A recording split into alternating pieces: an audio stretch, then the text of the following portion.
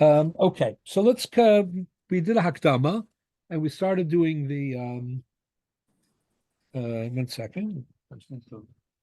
Yeah.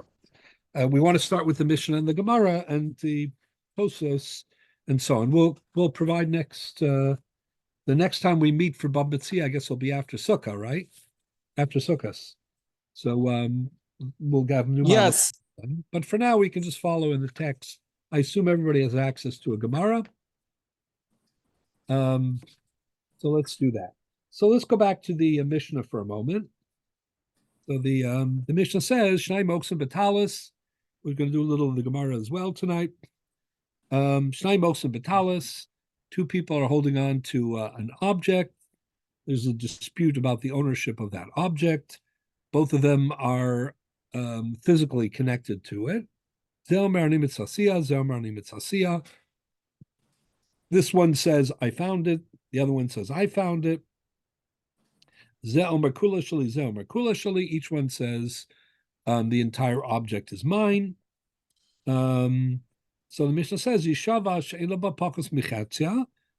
one takes an oath that declares that he is not the owner of less than 50%. The Gemara explains later on, he can't take a shvua, that says he owns 50% because his claim is that he owns 100%. So we're not going to ask him to swear to take an oath in a way that undercuts his own claim.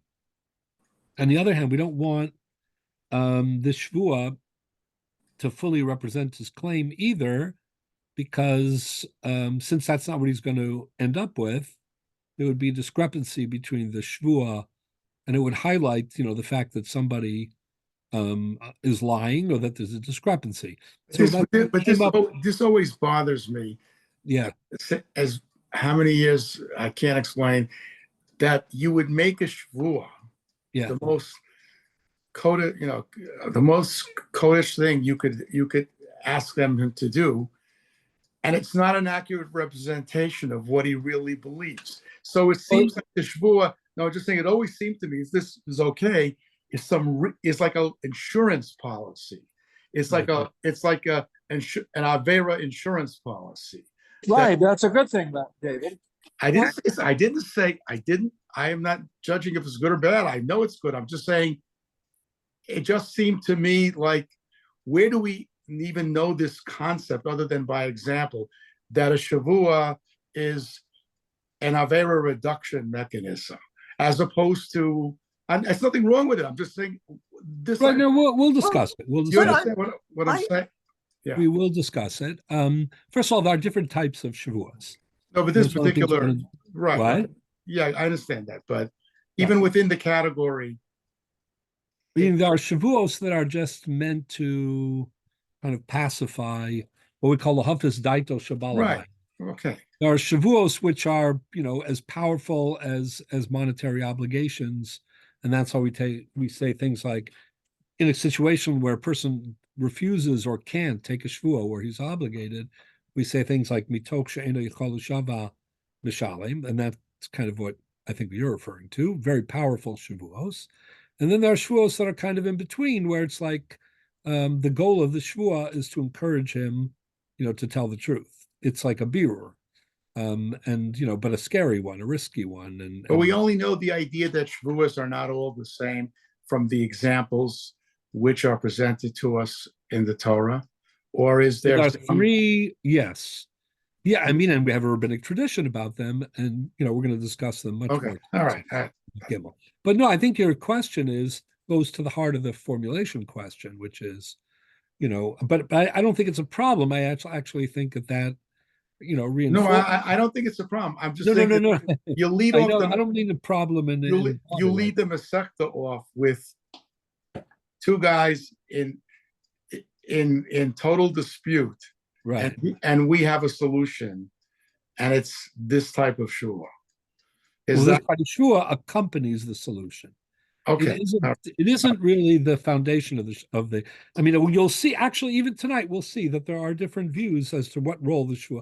Like, how much heavy lifting is the shvua doing, or is this shvua mostly peripheral to the conclusion? Okay, all right. I know that. Okay, I just have to ask the question. I never it always seemed to me the first thing you meet is this Yeah. idea.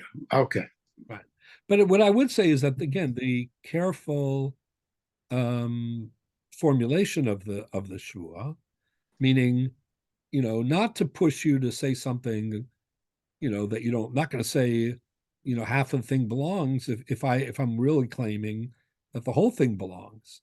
So, It's almost like to say, we have training wheels or guardrails on a shavua. Not a bad yeah. thing. It's a good thing. No, you're 100%. We're not going to let you swear. We don't even like that idea. Right. This is what a shavua means to And us. therefore, when we do have a shvua, we want to kind of protect you and the bezdin, right? And the observing audience, from walking away and saying, "Wow, somebody lied." Well, it's almost an interest. I mean, to me, it's like that. We don't want to. We don't want you to get carried away with your impulse to make or your desire to aver what it is that you're doing. So I'm saying that's one of the reasons. What I meant when I said that it helps is in the sense that what the Gemara is trying to explain is why you have such an awkward formulation. Why should I take a shvua that I don't own less than half? Why can't I either take a shvua that supports my claim, which is that I own the whole thing, or take a shvua that reflects how much I'm taking? So the answer is because we want to protect the integrity of shvua. So the idea that both of them are going to say that that it's all theirs when everybody listening knows that somebody's lying, that's a chil Hashem too. You could say, oh, it's on them. Let them deal with the chil Hashem that they caused. But it's more than that. It's a little bit, I think, what you were saying, which is like even being present for that, or if you can avoid that, there's benefit to avoiding it, because shvua is about like integrity. Like you're invoking the divine name. No, it's like lifnei iver almost. You don't want to like the shvua. Exactly. So we'd rather use so the Gemara wanted to come up, there's a certain ingenuity. They wanted to come up with a formulation of the shvua that is accurate, but at the same time, isn't, doesn't detract, from the sanctity of the shvua in a case where, conflicting stories. So everybody can take their shvua, and we've kind of, gone out of our way to use a more awkward phraseology because it's a combination of precise and more careful and cautious. Does it really, in the end, I'm going the opposite way. Since you have to pick one, since you have to decide, there is a judgment. You're not here. I mean, you are. Remember, the whole yachloku is a kind of a compromise, right? So we'll see in a moment.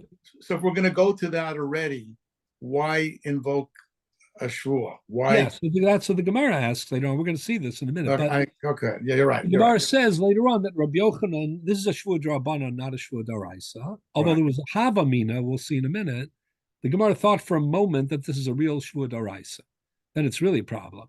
But then the Gemara says, no. Right, no, okay. It's a shvua d'Rabbanan to discourage people from thinking, like, let's say you're walking the street, you have this talus or whatever, right?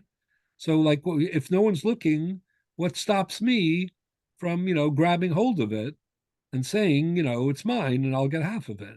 So that's the Gemara. Shaloi kol echad, holech bashuk, v'tofes as shal chavero. So at least we built in a shvua to say, you know what, you may be greedy and you may be a liar, but there are still people who are, scared of, divine wrath, to take a shvua in Bezdin that is false, holding a Sefer Torah or something like that, or invoking Shem Hashem.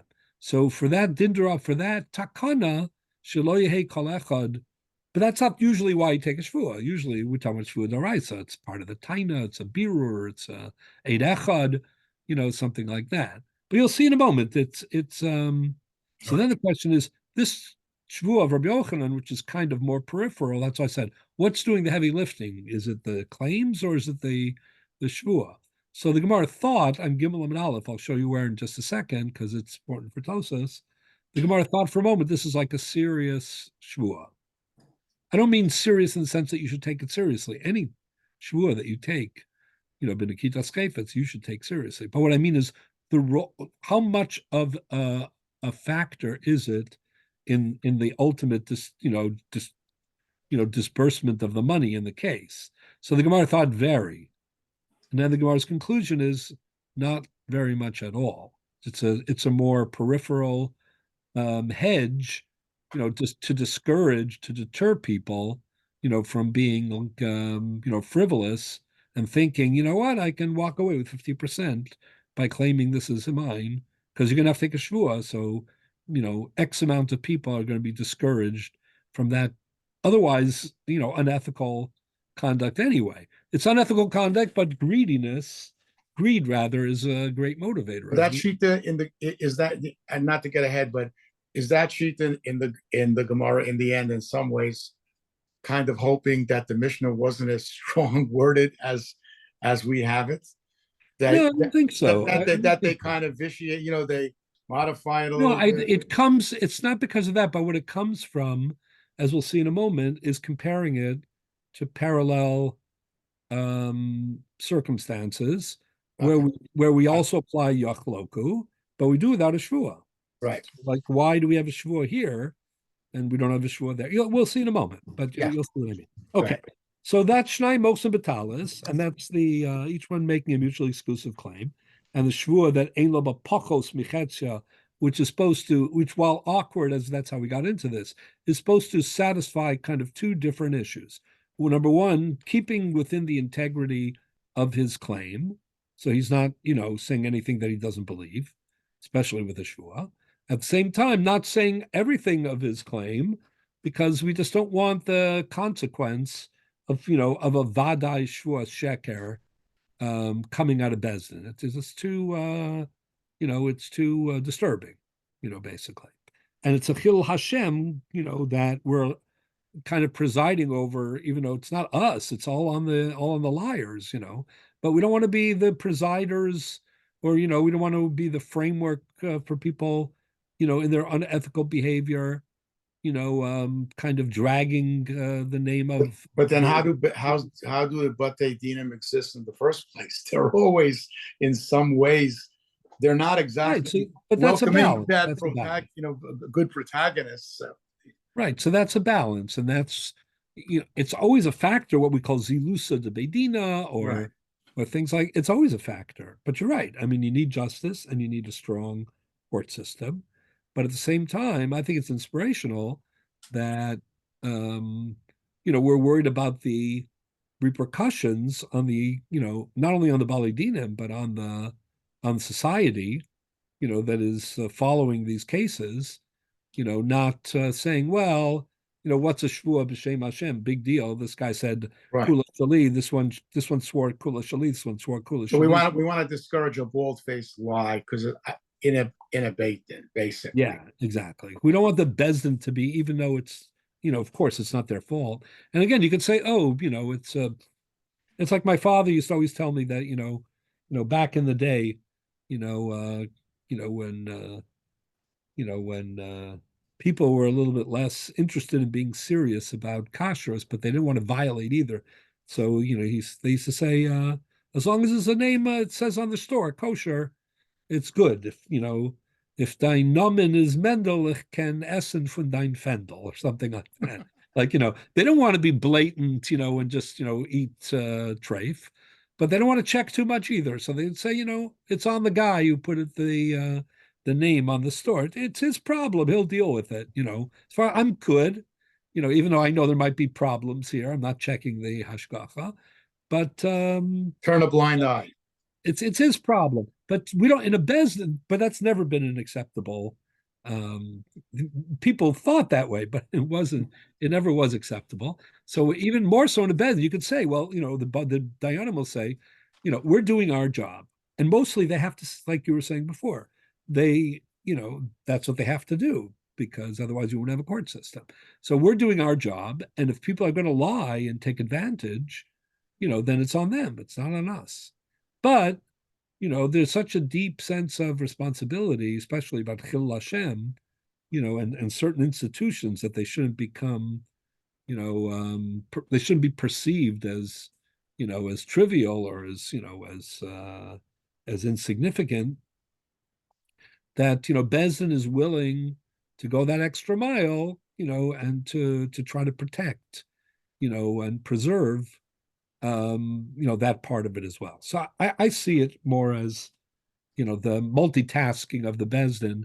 They have a responsibility to this case and to justice and to do whatever they need to do. And at the same time, they have an equal or maybe greater responsibility to the community, to be presiding over the reputation of the halacha, and the integrity again of the systems and structures, of the law, etc. So this is like a very interesting balance of that. Okay, so anyway, that's the Mishnah. Then the Mishnah goes on, and as we know, we discuss the Seifa and says,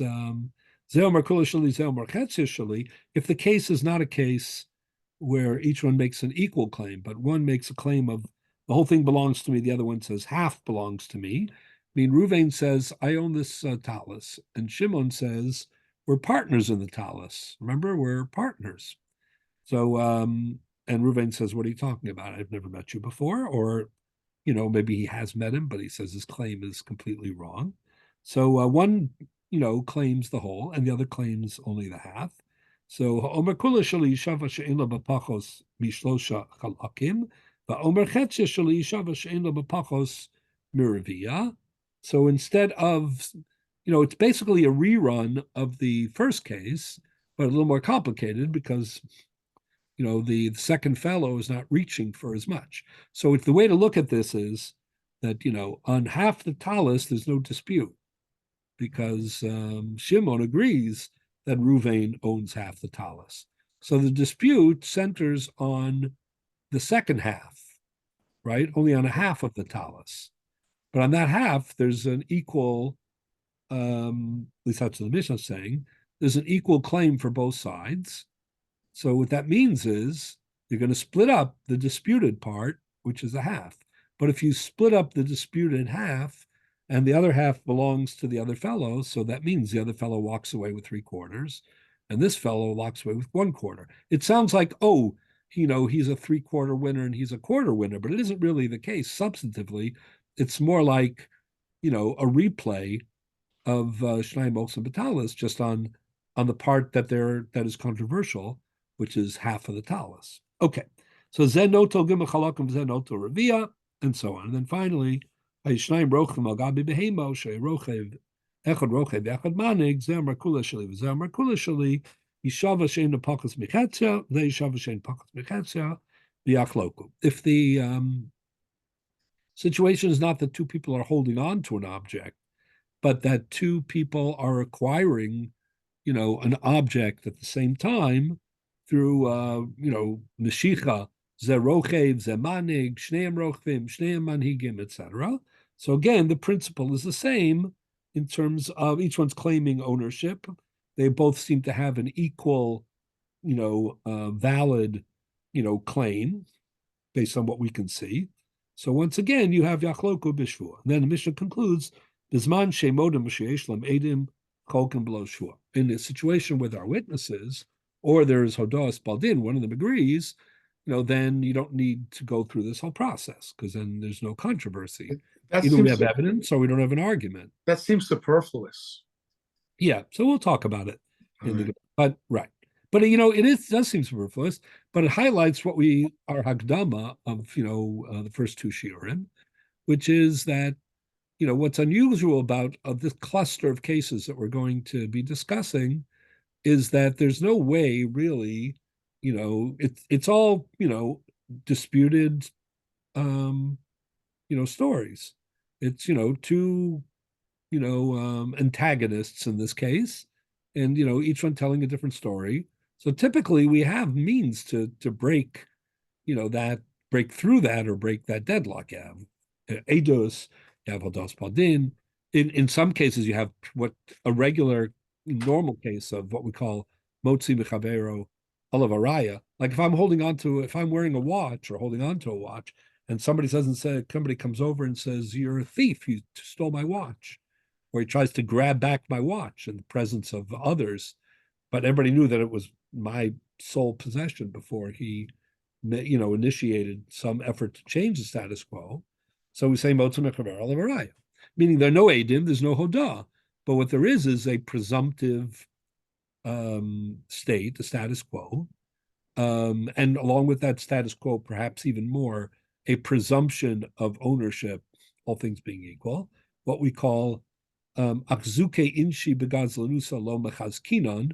We don't assume that somebody's holding something that he's holding it because he stole it, or as the Rambam puts it, chazaka kol masha tachas yad adam hareu shalo. There's a presumption that whatever a person possesses, if he possesses it alone. I'm talking about metaltal and mobilia, not karka for the moment.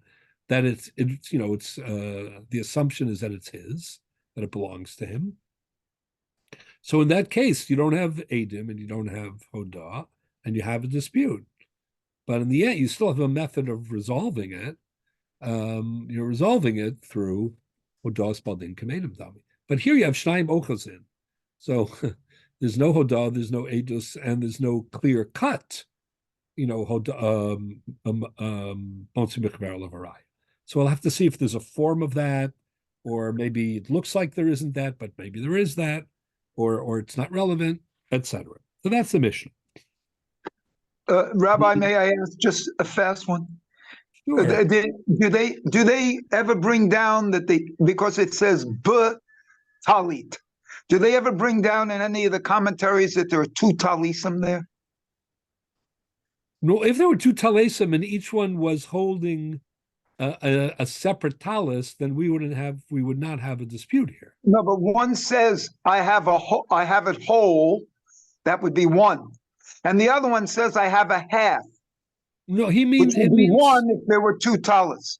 Right. No. So in this case, there's no two talis. In this case, is one talis, but the other in the second case, one fellow says there's one talis and it belongs exclusively to me, and the other guy says we're partners in it. No, I understand. I don't want to occupy the time. But the bit here is not bit. No, I understand. Fine. The bit here is not a base or two. It means meaning. No, I understand that. I completely understand that. Okay. But the verb, I went over this verbally with myself, and it clears it up. It also shows what I call shalem vehetzi, all sorts of things. If you consider the bet having two talis, it's like Bereshis. Bereshis is the same way. There are two beginnings. And so that's why I thought that might be a continuation. I'm not aware of such a, but what I will say is that, again, if there were two talesim involved and each one was held exclusively by like each one said, both of these talesim are mine. Is that what you're saying? And the other one said, no, both of the talesim are mine, but each one is holding one of them. So I don't even know myself. I'm only so saying. What I'm saying is, in that case, what we would do is each one would walk away with a talis, but he wouldn't need what we call a shvuah, an oath, because you would just be applying the acknowledged rule of motzi mechavero olavaraya, that anybody who wants to change the status quo, the burden of proof is on him. The problem with this case is that it's one talis, and therefore, there's not one person with an exclusive, control. No, I understand that. But I will say one other thing. What you're saying might be relevant a little bit more is in whether it makes something that the commentaries do discuss, and which we'll get to later, and that is, does it make a difference whether the object in question is divisible or not divisible? Well, this is okay when we get there.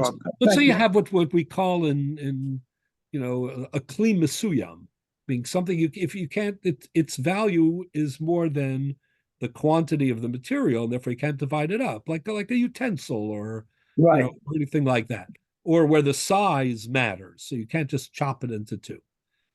Is that different than if you have an object, which if you were to cut it in half, each half would be divided, right? So in a way, that's kind of a little bit, and that I will get back to, because I think that is something that is discussed later on in Daf Zayin Amud Aleph.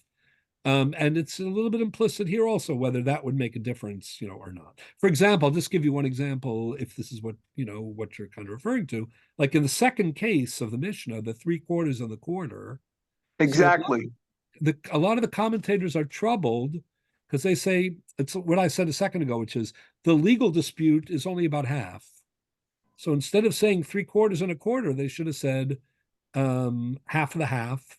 The shvua even should have been, about half of the half and the other half of the half, not of 3/4, because there's no dispute on that. So some of them say, oh, it matters if we're dealing with a kli mesuyam, meaning an integrated object that you can't split. So even if there's no dispute about half of it, you still have to relate to 3/4 and a quarter because no one's chopping up this object. It's not two objects, it's one. Well, but if it was something that please, were... Rabbi, because I have to go. I don't want to look like I'm hanging up. I don't want to take you all the time. But that's exactly what I mean by a shelem vehetzi. Okay. A completion is a shelem vehetzi. Okay. And so that would be So half that difference half between... of the half. Right, a kli mesuyam, and we'll get also to like the conceptual analog of that too, which is when two people hold on to something together, is each one holding a half, or are they both holding the whole, or That's is exactly each one holding the whole of the half? This is part of my point. Okay, that's good. all. Thank Excellent. you. Okay, Thank good you. to see you. Thank you. Okay. Now, so let's continue in the let's continue a little bit in the Gemara. So the Gemara says, Now we're going to discuss the Tosas. Why is it necessary, to have such a repetitive formulation? Right? It says, Zeomar nimitzasia, Zeomar nimitzasia, Zeomar kula shali, Zeomar kula shali. Lama li lemisna Zeomar nimitzasia, Zeomar nimitzasia, Zeomar kula shali, Zeomar kula shali. Why do you have such a long, cumbersome language? Lisni, chada, right? So just say one. Just say, ani mitzasiya. Says the Gemara, chada chada ktani. Ze omar ni mitzasiya v'kula shali. It's not two different cases. It's one statement. I found it, therefore it's all mine. The ze omar ni mitzasiya v'kula shali. So the Gemara says, v'lisni ani mitzasiya. Why do you even have to repeat the second part? Just say, I found it. I alone found it. The other guy says, I alone found it. Do you need the lawyers and the judges know that means the whole thing is mine, the whole thing is mine? What do you gain from that? So the Gemara says, Itana ani mitzasiya habamina my mitzasiya ri'isiha. We'll get back to this later. But what the Gemara is saying is, if we had only used the word ani mitzasiya, I found it, then the impression might be that if I see something, let's say there's an object, no one owns it, and let's say I saw it first. Does seeing it first give you any legal benefits, or do you have to make a kinyan? I mean, you have to acquire it in the way that the halacha recognizes as creating ownership. So if it had said only the words ani mitzasiya havamin, I would have thought my mitzasiya re'isiya, I saw it first, right? Afagav delo asoi liadei, even if he never picked it up, he just saw it from a distance, but he's claiming to be the first person to see it. Biriya bi'alma kani, so you might think that finding it visually is sufficient to lay claim to ownership in something that has no owner, right? Tana kula shali. Therefore, the continuation of the language of the Mishnah is intended to tell you that kula shali dibiriya lo kani. It's not enough to say ani mitzasiya, I saw it. You have to say I saw it and it's mine, meaning I did something that is legally consequential in establishing it as mine, as my title. So then the Gemara says, "Mi matzis my mitzasiya re'isiya." Would you really have thought that the word matzasi, I found it, means I saw it? I'm the first person to view it. V'ha'amar Ravnai, we have another context in which the Torah uses the word umatzasa about a veda. Let's say somebody loses an object, and somebody else sees it, is seeing it make him responsible to return it, or only if he picks it up is he responsible to return it? I mean, what level of connection to a lost object obligates you in the requirement of hashavas aveda? Well, hold on 1 second. On that case, if you see something, let's say your hourly wage is higher than the lost item, you don't have to give up your parnasa to return something. Yeah, that's for sure true. So how can you say it's based on seeing it? Meaning, just because you see it, what does that mean? No, that's a separate question, which the Gemara discusses. V'hisalamta, they say. V'hisalamta means that they're pa'amim. In the psukim, actually in Devarim that we've been reading, the Torah speaks about this problem. The Torah says if you see an object, or even if you pick up an object, v'hisalamta, and you pretend that you didn't see it, meaning you don't want to do anything about it, that's wrong. So the Chazal say, based on the drasha, is v'hisalamta pe'amim shata mitalem, meaning there are legitimate reasons sometimes not to get involved in the return of a lost object. For example, zaken, ve'eno lefi vodo. Let's say you have somebody who's a very important person or an elderly person, and he can't deal with this now, or his time is better served. Something like what you were saying. So that might be true even if he picks up the object, that there might be, circumstances in which he's not obligated to pursue Hashavas Aveda. But here what we're saying is, we're trying to preclude something else, and that is your, requirement to get involved in the return of a lost object, is that triggered by seeing it, or is it by picking it up? Once you pick it up, it becomes an Aveda, which triggers responsibilities for you. So the rule is umatzasa da'asa liyade mashma, which means that until you actually pick it up, there's no obligation. It's the right thing to do is not to ignore it and to pick it up. But if you don't pick it up, then there are no, concrete legal, obligations under those circumstances. So that's the Gemara. So the Gemara says, in umatzasa dekra de'asa liyade mashma. The word, this is a very interesting point. We find this in other places as well. Like what the Gemara says is biblical Hebrew, umatzasa means de'asa liyade mashma.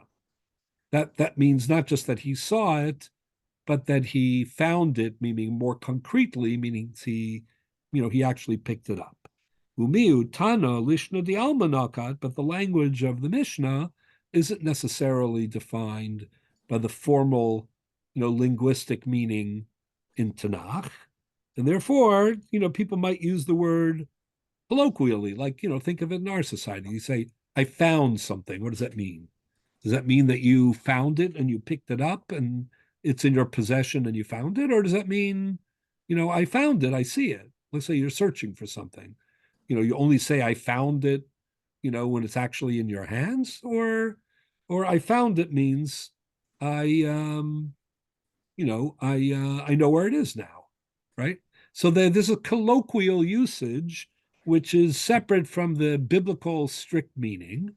Welcome, those who are joining, and as such, you might have thought that when it says ani mitzasiya in the Mishnah, that it means I saw it visually, and my claim is based on that visual first, re'iyah, and therefore it's important to say the words kula shali to teach you that you have to have an actual ma'isa kinyan in order to have any claims on an object, even hefker. Just seeing it, habata behefker is not kona. Umidchazile amar ana. That's what he says. Tana lisha di alma nakat. Umidchazile, when as soon as he sees it, as he knows where it is, or he has discovered it. Amar ana ashkachis. I found it, right? Even though he hasn't picked it up, it's not in his possession. It's not legally in his possession. B'ri'iyah bi'alma chani. You might think that re'iyah or habata is sufficient to be kona an object. Tane kula shali. Therefore, the conclusion is kula shali, in addition to ani mitzasiya, de b'riya bi'alma lo kaniya. Then the Gemara says, "V'lisni kula shali v'laboy ani mitzasiya." So good. What do you need this whole headache for? Why don't you just say, "Shnai mosim betalis, zeomer kula shali, zeomer kula shali." Forget about ani mitzasiya. Ani mitzasiya you can't say alone, because then you might give the wrong impression that habata behefker is kona. So okay, so just skip the ani mitzasiya. You still don't need both. Just say shnai mosim betalis, zeomer kula shali, zeomer kula shali. So the Gemara says, "Itani kula shali havamina bi'alma diktani mitzasiya b're'iyah ba'alma pani." Maybe this is, a public service, to teach you that normally when somebody says mitzasiya, that doesn't mean that they acquire it b're'iyah bi'alma, meaning by writing ani mitzasiya and kula shali, you're making clearer that re'iyah or habata behefker is insufficient. Therefore, Tani ani mitzasiya v'hadar Tani kula shali the Mishnah Seirash minan deriya lo kani. Okay, so this is a kind of an interesting discussion which we're going to get back to, not right now, not going to analyze it right now. What is this idea of it's well known that in order to acquire something halachically, that you have, in order to take title over something, that you have to employ one of the derech kinyanim, one of the modes of acquisition. There are all sorts of them.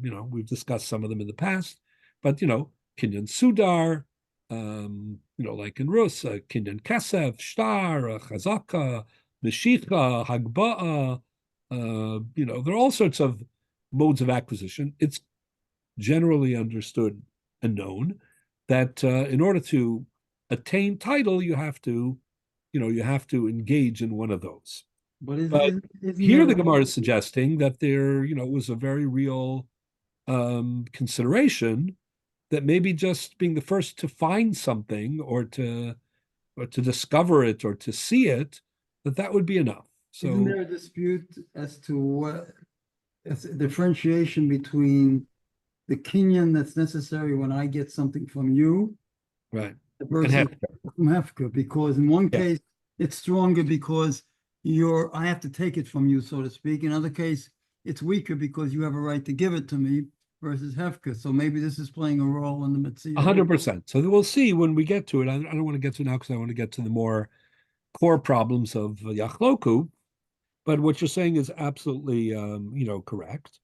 Some of the Rishonim make that, distinction here. If you look at some of the Tosasin already discussed this and others, so we will get back to that. But the distinction between habata behefker, let's say, and habata as a kinyan, what we call das acheres makna, where there's a previous owner who is transferring his title to you. And you said very well, there are, if somebody would ask you, what is more easily accomplished, right? A kinyan between two parties, meaning where there's an owner and you're trying to transfer ownership, or a kinyan that is, where there's no owner from an ownerless state.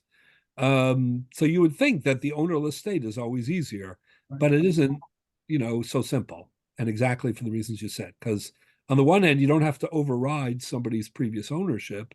On the other hand, there's nothing to kind of objectify the fact that there's a new ownership. In other words, if I own something and I, participate with you in transferring the title, so that change makes the kinyan consequential. But, in Hefker, let's say you didn't want to acquire it. Let's say you just wanted to use it. You could do that. So what is it that there's no party, who you have to impress or override, or whose ownership you have to There's also no replace. There's also no party to help you. What?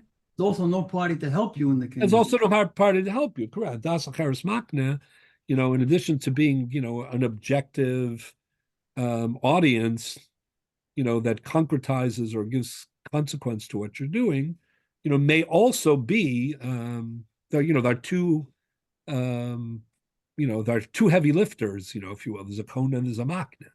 Whereas in hefker, there's only a kona, and therefore you don't. That's that's for example with regard to katan, like the kinyan of a minor.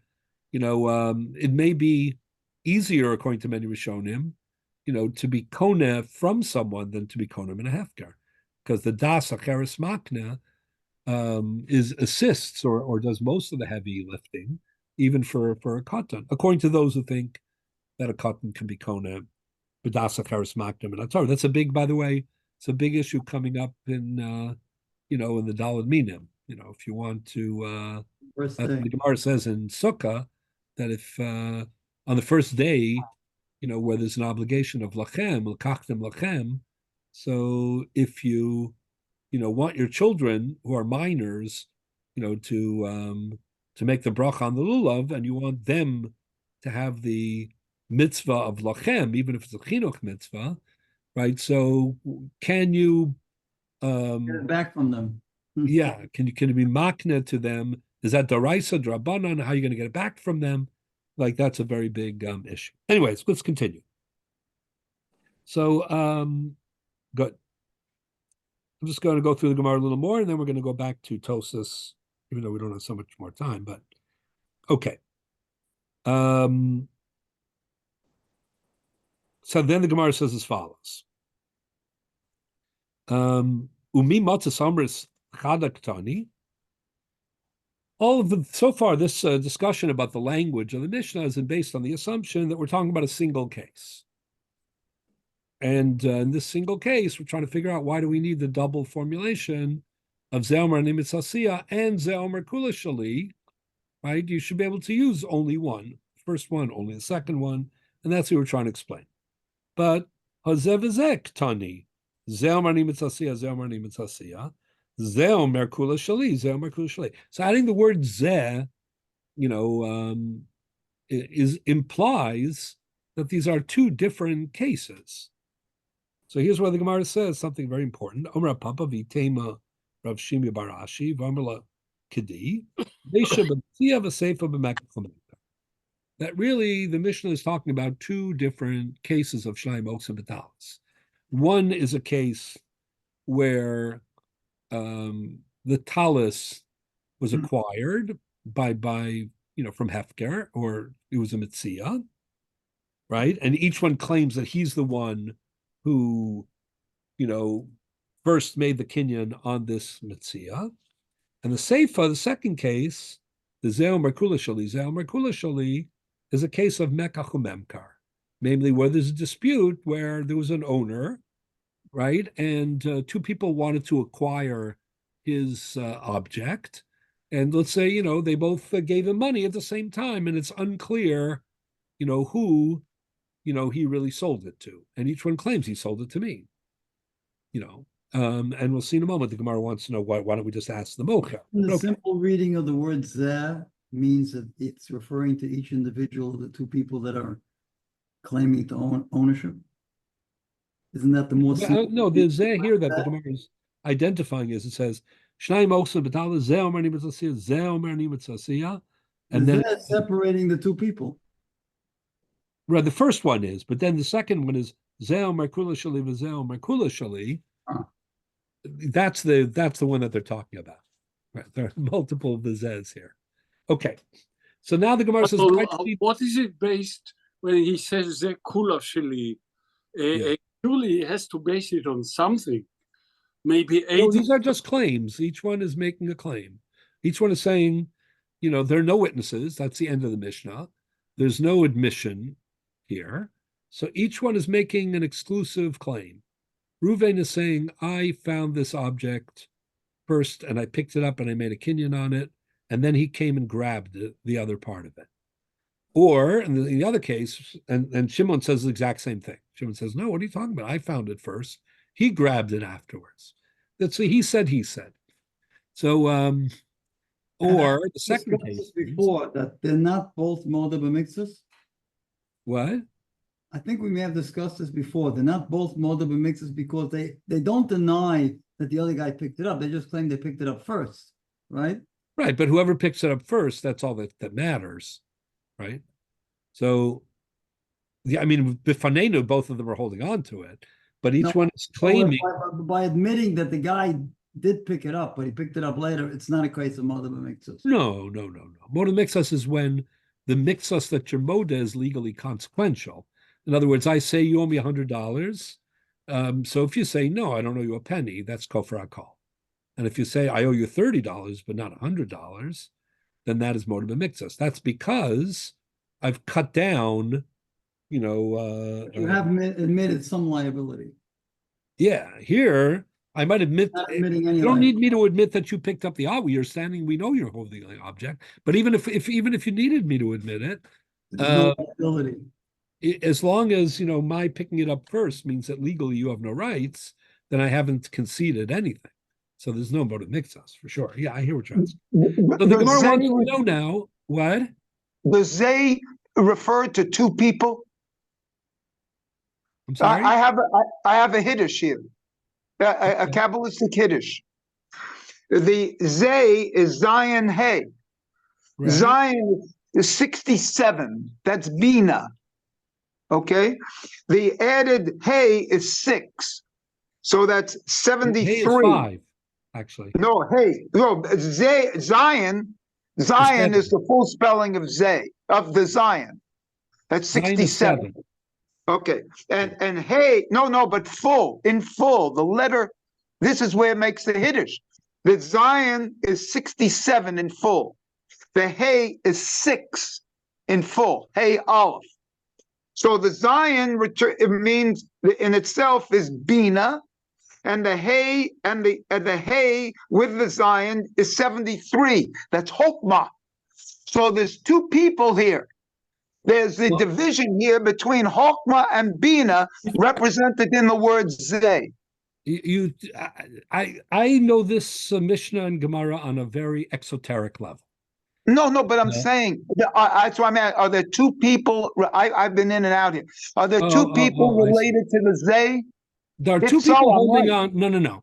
There are two cases. The Zev that we're talking about here are two different cases. We're talking about case number 1 and case number 2. We're not talking about two people. I mean, there are two people holding on to the talus, but the Correct, that we're talking about are two different cases. But the Zay is two people. One is, it's Chokmah and Bina. No. The word Zeh means this. This guy says this, that guy says this. And then you have a second in the Mishnah. You have to look at the language of the Mishnah. Then the Mishnah says, Zeomer Kula Shali, that's a different case. That's what they're telling us. Now, the question is, why do you need two different cases? That's a different question. Like, why? This is law, right? So in law, there are always going to be many applications. So if there are multiple applications, why do you have to spell out each one? So the normal rule of thumb is that in law, you have to spell out applications if there would be a reason, if there is a reason, or there might have been a reason to distinguish between the cases. So what reason would there be to distinguish between a dispute over finding an unowned object and being the first one to lay claim to it? That's case number 1. Right. And case number 2, which is a dispute about who really acquired the object from the previous owner. Right, there's both of them threw money at him, and the question is who really acquired it. Well, why do we have to have both of these cases if it's the same principle in law? So that's what the Gemara says here. Just one second. The Gemara says the itani. Maybe this will clarify the itani mitzia.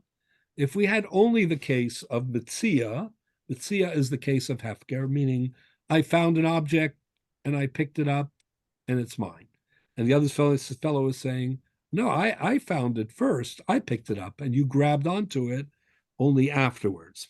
So if we only had the case of mitzia, havamina mitzia, udiramu shrabanan shvua aleha, bishum demori v'amar chavroi lav midi chasarba, ezel itfis v'ispalig behadei. Avomeka chumemkar deleka lememar hachi ema lo. So the Gemara says as follows. what the reason we need both cases is because the Mishnah doesn't say only that in this dispute we divide it between them, yachloku. It says we divide it with a shvua, with an oath.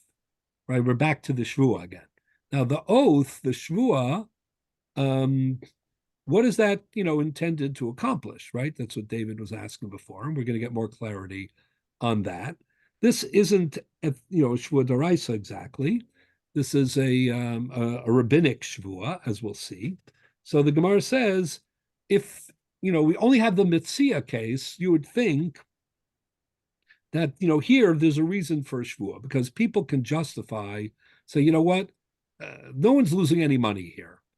It's just somebody's, becoming more enriched. Somebody's benefiting, because the object was hefker. No one's paying for it, right? This is free profit, right? Ruvain's claiming I came about this unowned object and I lay title to it, lay claim to it.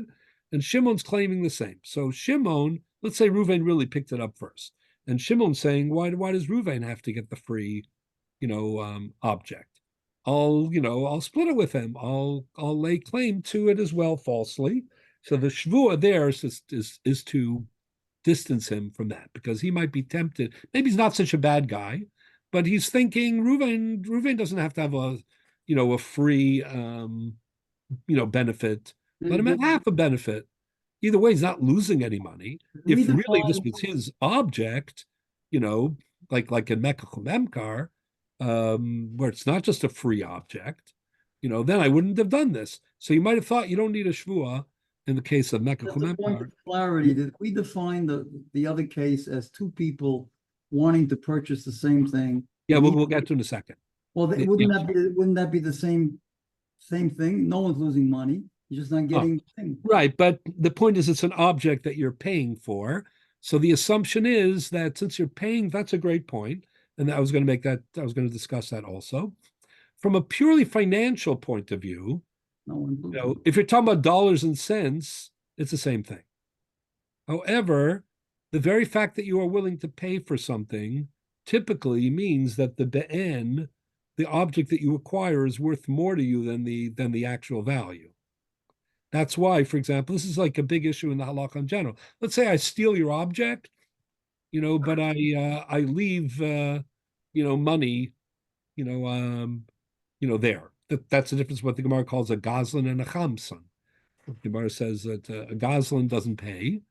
He just takes, your object, and a chamsan takes your object against your will, but he pays for it, So, but some people think that that's also a form of gezel, or gonev, for what we call gonev almanas lemekat. Let's say a person says, I want to steal money. I want to give my friend, I want to give him, he's, very challenged economically. I want to give him a gift, but he's too proud. He won't accept it.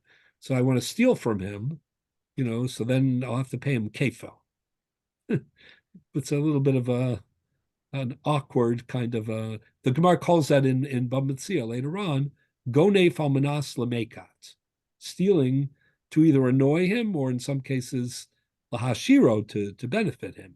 So the point is, to answer your question, you're right. If an object is worth $100 and you pay the $100, and and the other fellow's saying, but I want that object really badly, and what's the big deal? In the end of the day, he'll end up with the $50 of the object and $50 of cash. So everybody is going to walk away, equal anyway. I'm also losing, my $50 for my stake, in this be'en.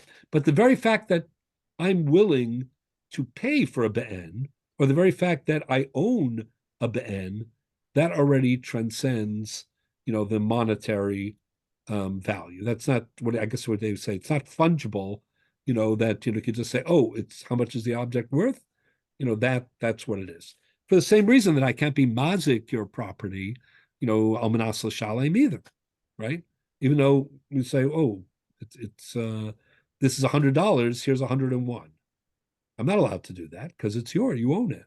So, but in the case of Mitzia, the point is that no one's paying for it. So it's just free and clear money. On one level, on another level, it's worse because of what you're saying, right?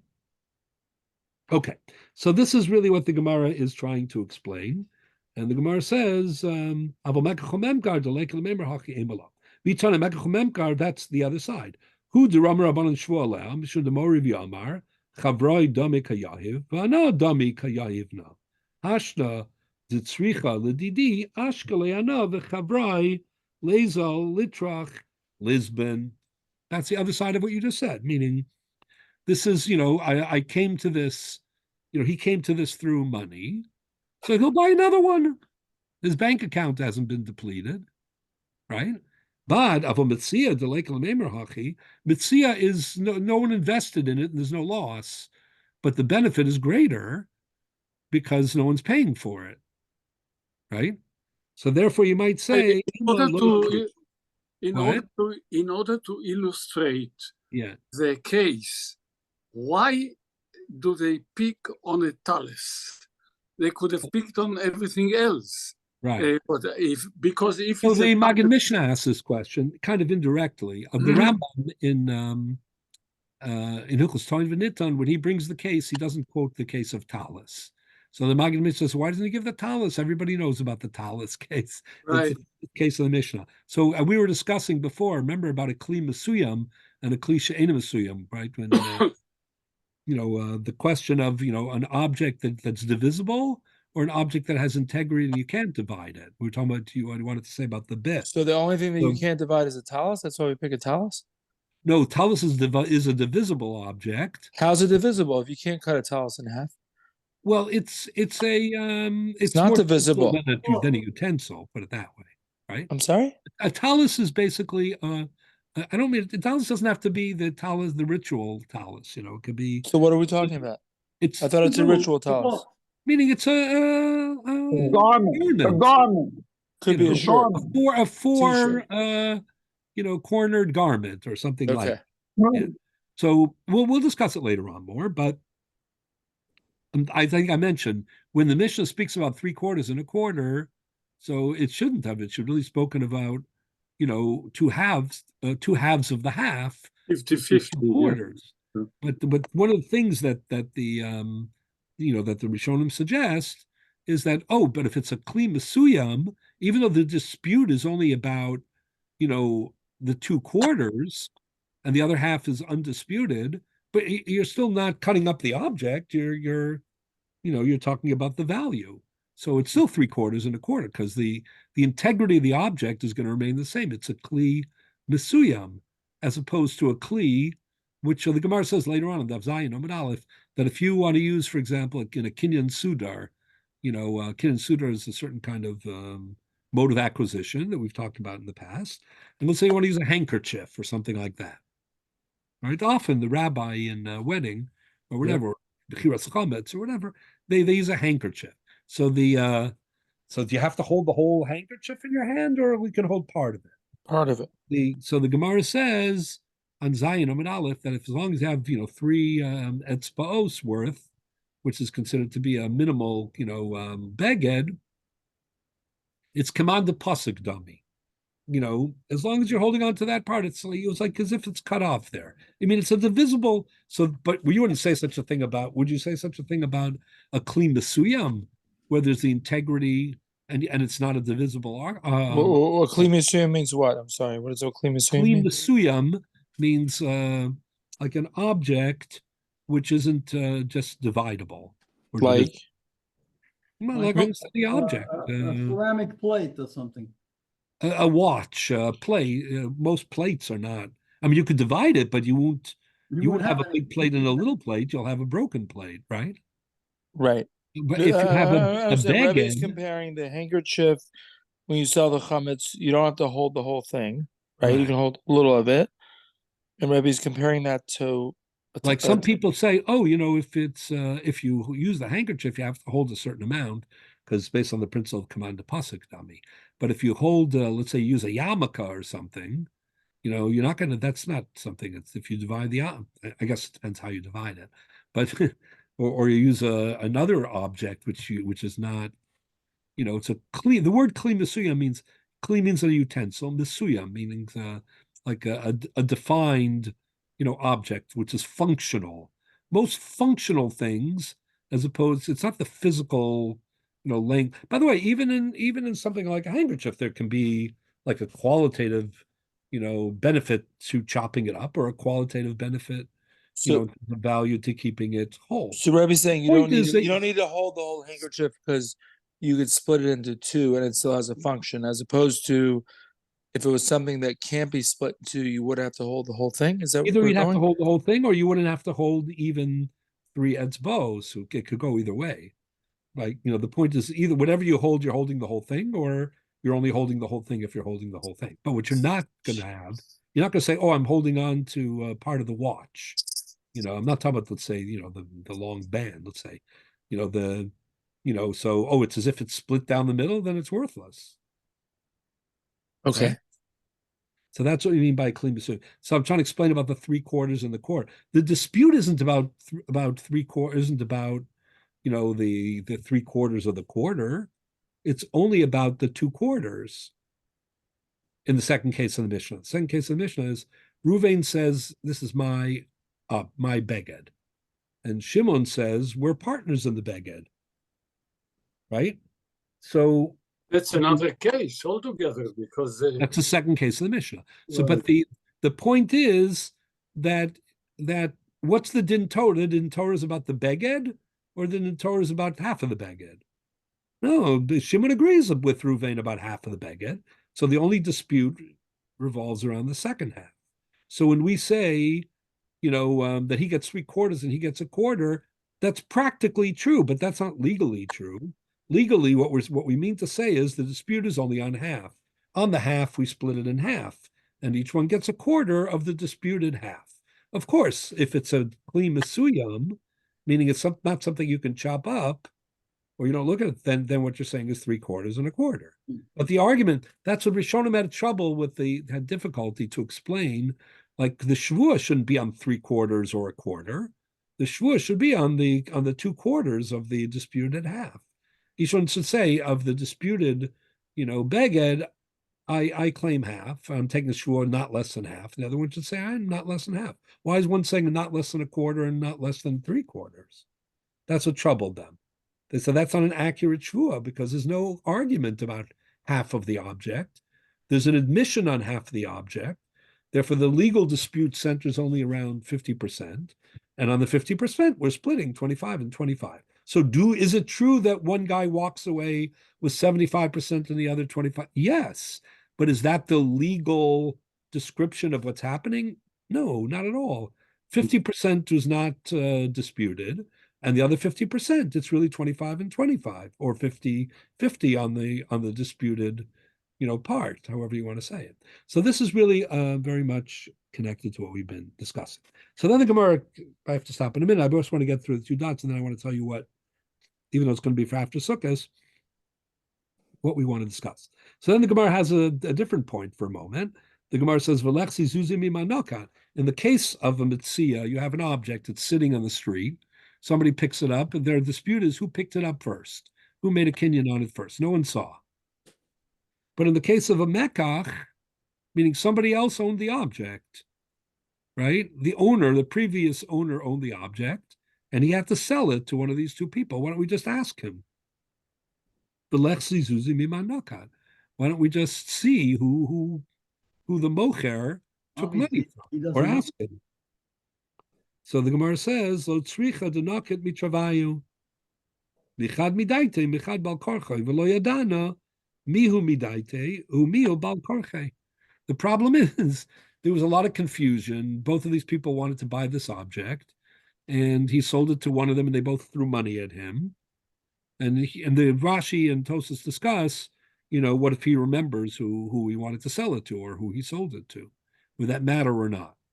Okay, we'll get back to that. But that's the case. So then that's the Gemara until this point. So then the Gemara says, now the Gemara from here, my time is running out, so I'll just tell you what it's. I'll read one more line. Lema masisin deloka bananas. The bananas ha'amar ketzad elu ve'elu boin lidei shvuah shav. We're back to the shvuah part now. Bananas was of the opinion that you can't have two Bali Dinim come to court and swear in a way that, in a manner, I mean, the content of their shvua is that somebody's for sure lying. Then you're facilitating a shua shav. Yeah. Even though, as I was saying before, if thine nomen is Mendel, if Knesset from thine Fendel, So you could say, like, that's their problem. It's not, it's not our problem. No, They're but liars. you're forcing the issue in this case. You're forcing one. You're enabling, or you're facilitating the framework in which this. So that's what I was saying before, and that is that Bezdin has this, as a multitasker. On the one hand, they're supposed to be pursuing justice in the case, but there's a certain reputation, and integrity for their standards, and also for how the observers and everybody else walks away from this court case, and how they perceive, a shvua sheker or a shvua shav or a shvua in Bezdin. So even though you could say, listen, it's not on my head, it's on that guy's head. You'd prefer to avoid that, but even more, you don't want, the tzibur, you don't want Klal Yisrael, to be bombarded with vadai shvuas shekers or shavs, because that detracts from Kiddush Hashem, right? From Hashem's. That's a good point. Is it almost a question of neighbor? It could be that too. Some people say lifnei iver too. But again, it's hard to negotiate with Neira because it's their fault, and it's mazid. They have the fear that they can make the choice. Anyways, so that's what the Gemara wants to know. So the Gemara says, "Afilu tem bananas hasam vada ika shua shav hacha ika lememar the leka shua shav emar the travayu v'hadi adodi agba." Here, there's a possibility that they don't, realize it, but that each one may be like sticking to his story, and really may believe his story, but there is a possibility that they both picked it up at the same moment, right? And because of that, it's not a vadai shvua shav on the fact. Now you could say, oh, but what about a case where each one knows and each one claims that they didn't pick it up? He said, I picked this up at 10 if somebody really believes that he's right, but he's wrong factually. There was a video. Yeah, just it doesn't depend on the Bali Dinim. It depends objectively whether this is a Vadesh, whether this. No, in other words, the guy, they picked it up 1/2 of a second apart. And each one really thinks that he picked it up first. But one didn't, obviously. Right. We had a video camera, we'd know that one didn't. Right. But both of them are swearing to something they really believe. Is that a shvua shav? Well, then we won't let them take, that. In other words, is that I see what you're asking. Over the law of swearing falsely. They honestly believe. I mean, as long as each one's saying what he thinks is the truth, that's what the Rabbi, is shtaba. Each one, if a person is swears what he believes to be the truth, then he's an onus in the sense, like, he doesn't, he's not being careless just for some reason. No. Then it's mishtaba. That's an honest shvua on a certain level. They picked it up at the same time, Rabbi. Yeah. Here, watch. Here's one. Here's the other. That's the beauty of this. This is the beauty of the center, the now, the present. This is a very deep issue here. And here it is, clap of the hand. And that's the Eugen blink. That's the coming of the Mashiach. And they picked it up momentarily at the same time. Well, I do think it's a very deep issue, and we'll explore more of the legal ramifications. And I'm glad it's inspiring you.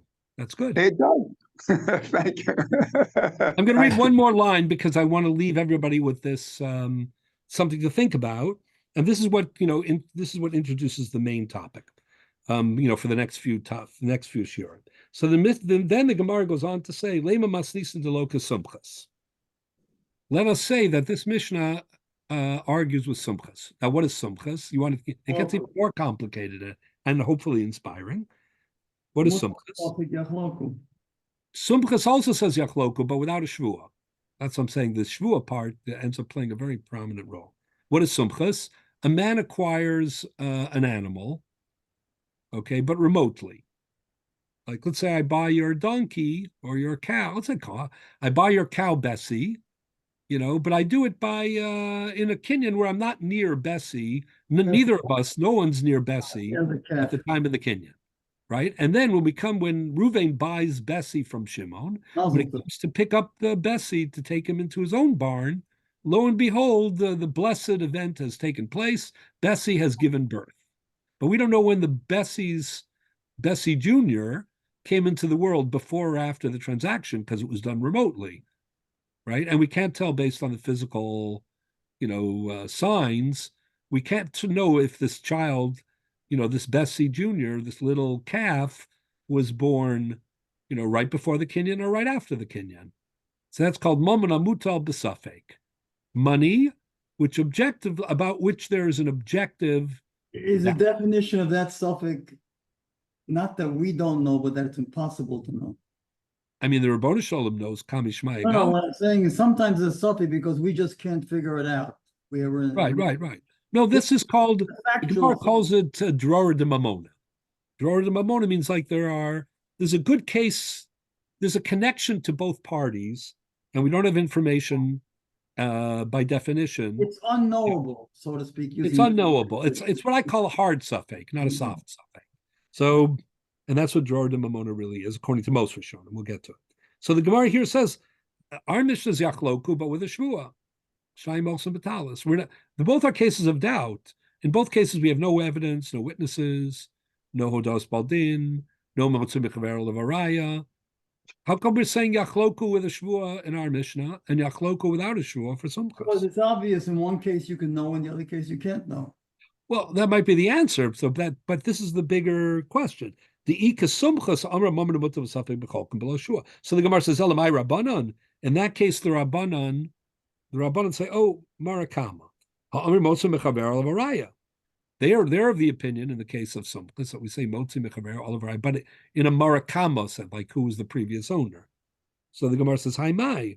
Yomers bisham Rabbanan hasam delo tafsi travayu. The case there in sumchas and the Rabbanan, there aren't two people grabbing hold of the animal. The animal was born. We don't know when it was born. It's a timing question. So, Omer Rabbanan amotzi mechaver alavaraya. Hachid de travayu tafsi palgila b'shvua.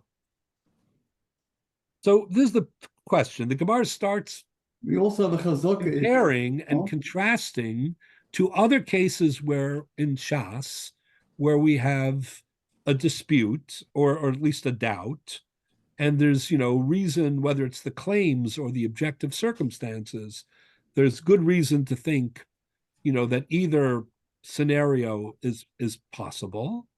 And we don't always say Yachloku b'shvua. Sometimes we say Yachloku below shvua. Then the Gemara goes on to say, and what about Yehi Munachad Shiyav or Eliyahu? What's that? The Mishnah says later on, let's say two men deposited money with a third man. Reuven and Shimon gave a deposit for a shomer, for Levi to hold on to. And somehow the deposit of one is $100, the deposit of the other is $200, and Levi either never knew or forgot, whatever it is, let's forget out of negligence, whatever it is, there's no way to know who gave the 100, who gave the 200. Each one claims he gave the 200, right? Reuven says, I gave 200, he gave 100. Shimon says, I gave 200, he gave 100. So there, the Mishnah says that according to the Chachamim, Yehemunach ad sheyavo Eliyahu, which means that, each one makes a claim. We have no way to support the claim one way or another. Just, leave it with the shalish. Rabbi Yossi says even more. Has a reason. The reason there are not to encourage the Ramai and not to encourage the lie. No. That's Rabbi Yossi. Rabbi Yossi says if this shalish has $300, 100 from one and 200 from the other, keep all 300. So now, the Yav is only the 100. Yeah. With Chachamim say only the 100. Meaning, there's no dispute that each one deposited 100. So why does Rabbi Yossi say keep 300? Because he says, Im kain ma hifsid aramai. We want to discourage, thieves and tricksters. And the only way to make sure that he doesn't, get rewarded is to punish him. And maybe that'll also incentivize him to.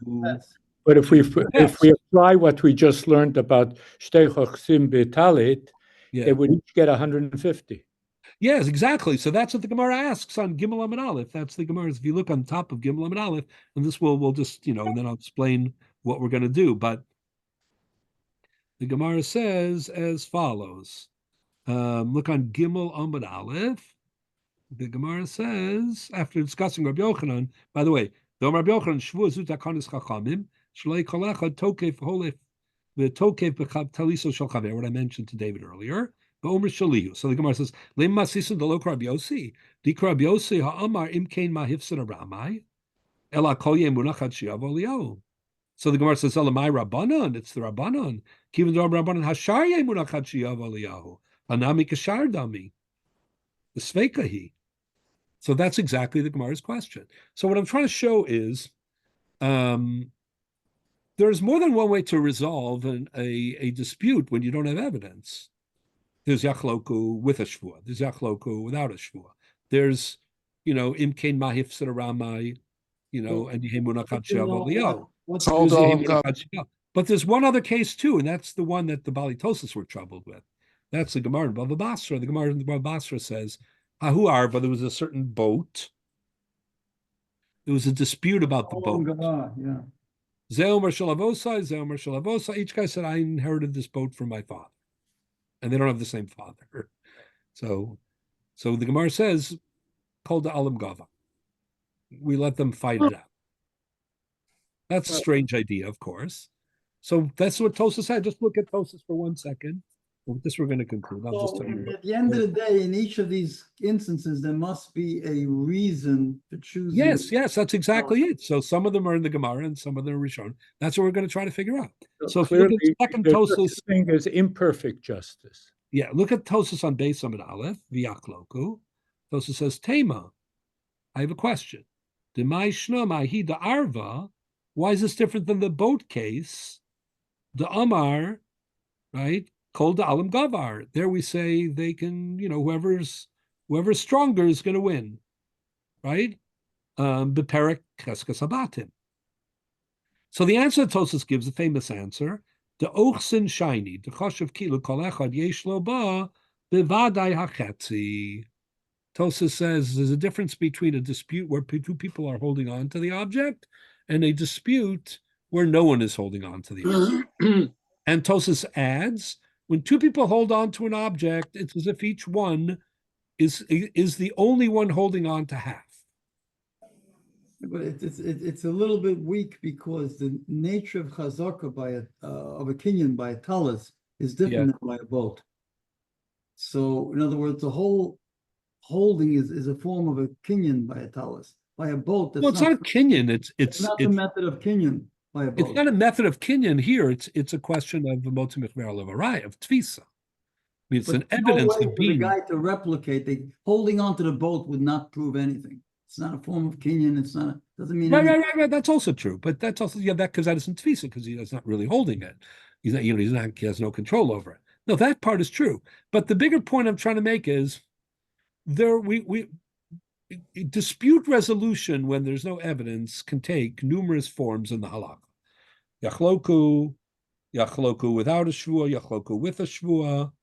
The Gemara has another case in Bava Basra called Shuda Dedaini, where we leave it to the intuition of the judge, right? Then there is, as we'll discuss more. Then there is Kol Dalam Gavar. Then there's two types of Yehemunach Ad Sheyavu Eliyahu, one where you penalize everyone, even beyond the suffix, and the other one where you only, keep in limbo, the money that you can't, resolve.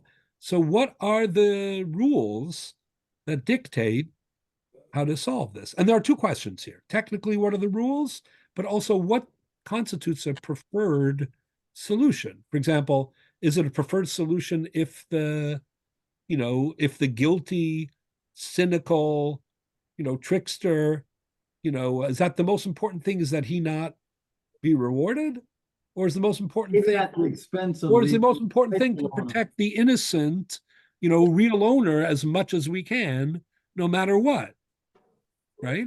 Or is it the reputation of Beis Din that's the most important thing?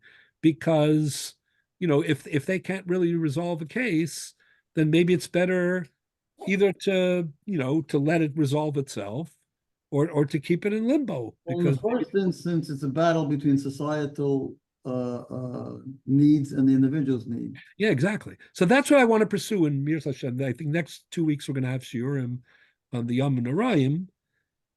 And I'm sorry, and then 2 weeks after that, Sukkah. So we have a little bit of a big break. But when we come back after the big break, we'll pick up with this whole question of what does it mean to say two people are holding on to something? Are they both holding half? Are they both together holding the whole? Is each one holding the whole? All that question. How does that fit in with Motzi Mechaver of Araya? And what are the rules, both technically for when you resolve disputes in different ways, but equally importantly, like what is the halacha's philosophy about dispute resolution? Well, what are its preferences in terms of for some of these factors? And that's a very interesting question. So again, we spent in our introduction a little bit of time trying to explain that even the Choshen Mishpat, which is very pragmatic, and has a great deal of overlap with other societies, there are still values and principles. So this is a great example of that. Meaning, if you can safeguard, the righteous, the true owner, is that more important, than deterring, and denying, enrichment, to the cynic. Once you lose the Beis Din's ability to have some kind of control, then the whole thing falls apart. Say that one more time. I didn't catch that. In other words, if you let the societal needs be ignored. No, we're not societally. We're not talking about the pressure of society. We're talking about the halachic value of having a tranquil society, or a society which operates in a certain kind of a way. That's an internal halachic factor. But how do you weigh it? That, I'm just saying what emerges. Yehi munach kol dalam gavar, and the various perspectives on yachloku or yehi munach are very different types of solutions. And we just want to understand better why it is technically, legally, that we opt for one solution over the other in different circumstances. That's question number one. And question number two, does anything emerge from this, with respect to a broader question of like, what are the priorities? Of course, we care about all these things. We care about the, safeguarding the rights of true owners, and the person whose case is just. We care about denying victories, to cynical manipulators. We care about the reputation of Beis Din, not in a like a narrow way, but in a bigger way, because it's the reputation of the Rabbanu Shalom and the system of halacha. So, we want to be careful not to like disrupt a status quo, that is legitimate, even if it's frustrating, and even somewhat paralyzing. These are all factors that we have to weigh. And how do they all come out, in the end of the topic? The answer is some things you're able to pin down, other things not. But there are very interesting things along the way that we're going to discuss. What is Rambam's Shita? What is Tosas Shita? What does the Rimigash think? What does the Ramban think? We'll discuss the Riva and Tosam Baba Basra. Some of the main ideas, first of Yachloku, and then of some of the others, and then we will go back to some of the things that we missed and talk about the Shvuah more and so on. So I wish everybody a good week, and we look forward to seeing everybody in person for next Tuesday. Next Tuesday at 7:30. And the one after that before Yom Kippur. Okay, good to know. Thank you.